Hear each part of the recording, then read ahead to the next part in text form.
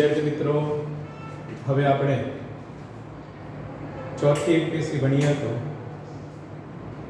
જે ચેતાપેશી. અગાઉ 3 પેશીઓ ભણી ગયા: અધિચ્છદીય પેશી, સંયોજક પેશી, સ્નાયુ પેશી અને ચેતાપેશી. ચેતાપેશીનો ઉદ્ભવ બાહ્ય ગર્ભસ્તરમાંથી થાય. આ પેશીના કાર્યની વાત કરું તો ઉત્તેજનાનું વહન કરે છે. એટલા માટે બીજા શબ્દોમાં આ એક પ્રકારની સંવેદનશીલ પેશી છે. જો અગાઉ આપણે સ્નાયુ પેશીને સંકોચનશીલ પેશી કહીશું અથવા આ ઉત્તેજનાશીલ પેશી છે. કોઈ પણ એમ કહેવાય કે ઉત્તેજના રાસાયણિક, ભૌતિક કે જૈવિક, હવે કોઈ પણ ઉત્તેજના હોય એના અસરથી આ પેશી તરત સક્રિય બને અને ઉત્તેજનાનું વહન કરે છે. એટલા જ માટે આપણા શરીરના બધા જ અંગોનું જો સંકલન કરનારું જો તંત્ર હોય તો આપણે જાણીએ છીએ કે ચેતાતંત્ર. અને આ ચેતાતંત્ર એ ચેતા પેશીનો બનેલો ઘટક છે. ચેતાતંત્રમાં મગજ, કરોડરજ્જુ, વિવિધ ચેતાઓ આ બધા એના ભાગો થયા અને મગજ, કરોડરજ્જુ જેવા કોઈ પણ અંગની રચનામાં આપણે વિચારવા જઈએ તો એમાં ચેતાપેશી આવેલી છે. તો હવે આપણે ચેતાપેશીની રચનાની વાત કરું તો એમાં આવેલા બે મુખ્ય કોષો જોવા મળે છે. એકને આપણે કહી દઈશું ચેતાકોષો અને બીજા રહે એને આધાર કોષો કહેવામાં આવે છે. આધાર કોષો વધુ હોય છે સાપેક્ષમાં ચેતાકોષો કરતાં. આધાર કોષો આવા ટૂંકા પ્રવર્ધો ધરાવે છે અને આપણે પ્રવર્ધ કહીશું. એના સાપેક્ષમાં ચેતાકોષની અંદર ટૂંકા અને લાંબા એવા બે પ્રકારના પ્રવર્ધો. આધાર કોષો, આધાર એટલે એકબીજાને કનેક્ટ કરવા જેવું કાર્ય કરે છે. આપણા અભ્યાસમાં આની કોઈ સમજ નથી. આપણા અભ્યાસમાં સૌથી વધારે ચર્ચા ચેતાકોષોની કરી છે. ચેતાકોષો એને જ આપણે એમ કહી શકાય ચેતાપેશીનો રચનાત્મક અને ક્રિયાત્મક એકમ છે. તો જો આવા મુખ્ય ચેતાકોષોની વાત કરીએ તો કોઈ પણ ચેતાકોષ લઈએ તો એના 3 ભાગ પડે: કોષકાય, શિખાતંતુ અને ચેતાક્ષ. અહીં તમે આ પહોળો વિસ્તાર જુઓ છો એને કોષકાય કહેવાય. જેના મધ્યમાં કોષ કેન્દ્ર હોય એના કોષરસનો પરિઘ વિસ્તારમાં નિઝલની કણિકાઓ, નિઝલ સંશોધકના નામ ઉપરથી નિઝલની કણિકાઓ એ કોષ કેન્દ્રના પરિઘ વિસ્તારમાં હોય. હવે પરિઘ વિસ્તારનો કોષરસ પ્રસરી અને આવા પ્રવર્ધો, શાખાઓ નીકળે. એમાં વિદ્યાર્થી મિત્રો આ ટૂંકા પ્રવર્ધો નીકળ્યા એને શિખાતંતુ કહેવાય અને આ જે લાંબો પ્રવર્ધ નીકળ્યો છે એને ચેતાક્ષ કહેવાય. તો પ્રવર્ધો, ચેતાક્ષ અને શિખાતંતુ. હવે તમે જોઈ શકો છો કે શિખાતંતુ એ ટૂંકા છે, ચેતાક્ષ લાંબા છે. શિખાતંતુ એક કે વધુ હશે, ચેતાક્ષ એક જ છે, એક જ ચેતાક્ષ છે. શિખાતંતુ એ પણ આ રીતે શાખિત હોય છે. ચેતાક્ષ પણ આ રીતે વિદ્યાર્થી મિત્રો શાખિત થાય.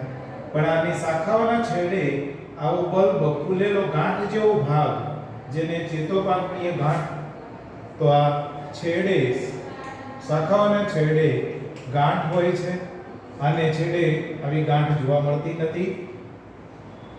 તદુપરાંત વિદ્યાર્થી મિત્રો શિખાતંતુનું કાર્ય ઉત્તેજનાને કોષ તરફ લઈ જવાનું છે, જ્યારે આનું કાર્ય ઉત્તેજનાને બહાર લઈ જવાનું છે. તો વિદ્યાર્થી મિત્રો જો આની વચ્ચે આખો એક ચેતાક્ષ જ છે. એટલા જ માટે શિખાતંતુને અંતર્વાહી પ્રવર્ધ કહેવાય. ઉત્તેજના અંદર લઈ જાય, અંતર્વાહી. જ્યારે આ કોષમાં આવેલી ઉત્તેજનાને બહાર લઈ જવાનું કામ, એટલા માટે ચેતાક્ષને આપણે બહિર્વાહી પ્રવર્ધ પણ બોલવામાં આવે છે. તો વિદ્યાર્થી મિત્રો, આ રીતે શિખાતંતુ અને ચેતાક્ષ વચ્ચેનો ભેદ યાદ રાખજો. આ ચેતાક્ષ ઉપર શ્વાનના કોષો હોય છે, આની ફરતે નથી. શ્વાનના જે કોષો મેં બતાવ્યા એ ચેતાક્ષના ફરતે, માટે શ્વાનના કોષોથી આવરિત ચેતાક્ષને કહેવામાં આવે છે વિદ્યાર્થી મિત્રો ચેતાતંતુ. યાદ રાખજો, ચેતાતંતુ કોને કહેવાય? તો ક્લિયર કે આવા શ્વાનના કોષોથી આવરિત. તો હવે વિદ્યાર્થી મિત્રો, હું આ રચનાને બીજા શબ્દમાં વચ્ચેનો ભાગ રહ્યો ને ચેતાક્ષ, શ્વાનના કોષ, આને જ મારે આખી રચનાને ચેતાતંતુ એટલે હું કહી શકું. હવે વિદ્યાર્થી મિત્રો, હું અહીંથી આડો છેદ લઉં છું. કોનો આડો છેદ લઉં છું? તો ચેતાતંતુનો આડો છેદ.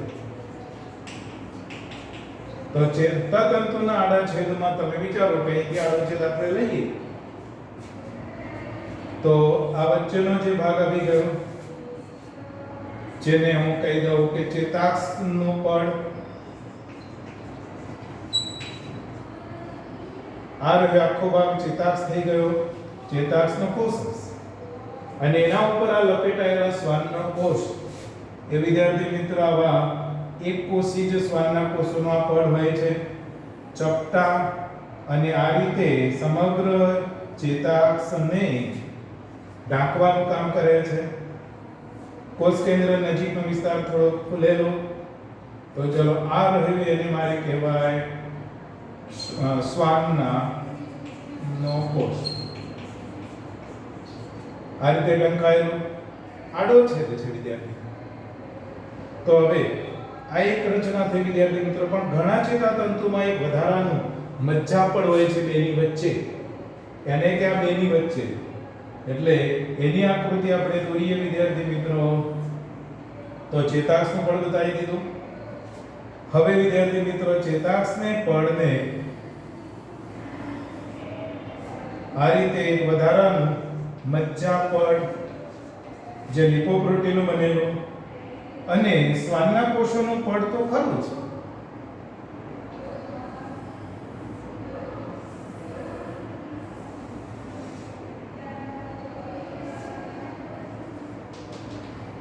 ચલો, આ રહ્યું વિદ્યાર્થી મિત્રો શ્વાનના કોષનું પડ. તો વિદ્યાર્થી મિત્રો, શ્વાનના કોષનું પડ એ સૌથી બહાર આવેલું છે, એટલા જ માટે એને આપણે ચેતાતંતુ પડ કહીએ. ચલો, હવે રચના તો ક્લિયર હોવી જોઈએ. કેવી? ચેતાક્ષનું પડ. તો આ ચેતાક્ષનું પડ, અંદરનો આખો ભાગ ચેતાક્ષનો કોષરસ. ચલો, નંબર 2 મજ્જાપડ આવ્યો. ત્યાર પછી શ્વાનના કોષનું પડ. તો વિદ્યાર્થી મિત્રો, આને આવા ચેતાતંતુને હું મજ્જિત ચેતાતંતુ કહીશ.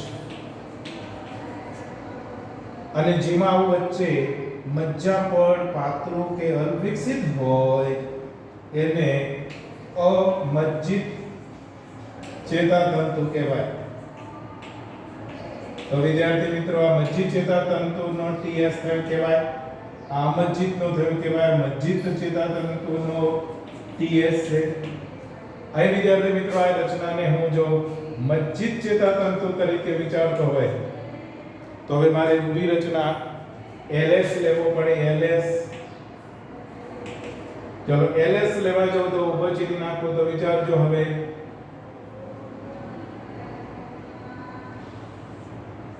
ચેતાક્ષ વાળો ભાગ આવી ગયો, ચેતાક્ષ વાળો. હવે વિદ્યાર્થી મિત્રો, અહીં બેની વચ્ચે આ મજ્જાપડ આવી જાય. ચલો, આ મજ્જાપડ બતાવવાનું થાય મારે. મજ્જાપડ વિદ્યાર્થી મિત્રો સળંગ નથી હોતું.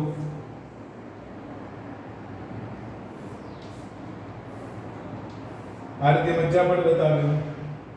તો હવે મજ્જાપડને લીધે શ્વાનનો કોષ આ રીતે મારે આ બતાવવો પડશે.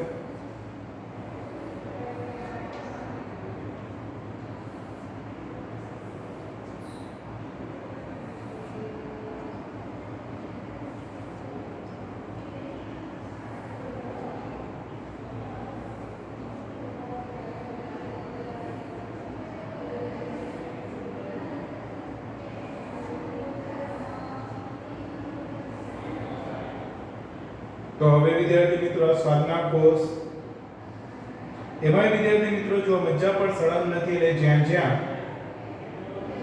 મજ્જા પર ન હોવાને લીધે વિદ્યાર્થી મિત્રો અહીંથી શ્વાસના કોષ આમ અંતર્વલિત થઈ અને આવી ખાંચ જેવી રચના બનશે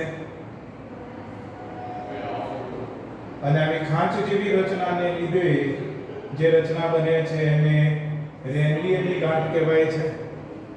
તો વિદ્યાર્થી મિત્રો આડા છેદમાં રેનવીયરની ગાંઠ ન દેખાય અને ઊભા છેદમાં તમે જોઈ શકો છો તો રેનવીયરની ગાંઠ દેખાય. એટલા માટે વિદ્યાર્થી મિત્રો આ આકૃતિ એને મારે કહેવાય આટલા ભાગને હું વિદ્યાર્થી મિત્રો મજ્જિત ચેતાતંતુ નો ઊભો છે એલએસ કહીશ વિદ્યાર્થી મિત્રો મજ્જિત ચેતાતંતુનો. તો મજ્જિત ચેતાતંતુ અમજ્જિત ચેતાતંતુ એ કોના ભાગ છે? તો યાદ રાખજો કે ચેતાક્ષ ઉપર શ્વાનના કોષો લપેટાઈ જાય, શ્વાનના કોષનું એક પડી જ આવરણ હોય છે અને એના વડે એ ચેતાતંતુ બનવાની ક્રિયા થાય. આ ઘણા ટૂંકા પ્રવર્ધો છે.